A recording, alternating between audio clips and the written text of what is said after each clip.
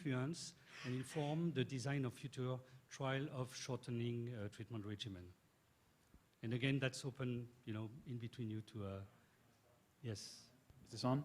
That's an easier question to answer. I think there's a number of implications, and I think it depends very much on the objective of a regimen that's in development. One approach would be to think about stratified medicine, to think about testing different durations of a regimen in different subsets of patients in order to get an overall non-inferiority across the patient population.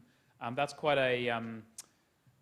that's a more complicated route, and I think one would need a great deal of confidence in the biomarkers that might be used to stratify patients in order to take that approach.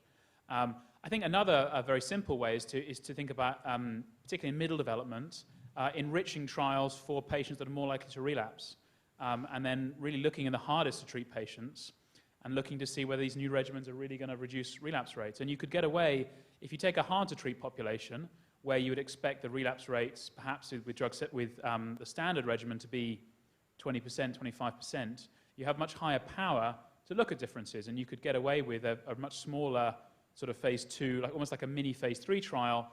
And then I would imagine that if you could show benefit with or non-inferiority with a shorter regimen, ideally benefit, in a very difficult to treat population, it wouldn't be too implausible to then expand those results to a wider population. So I think it could change sort of a development pathway, potentially, for regimens.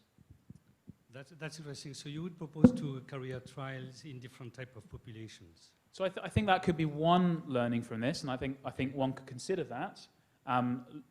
Enriching, particularly in middle development when trials are fairly small, enriching for patients that are harder to treat,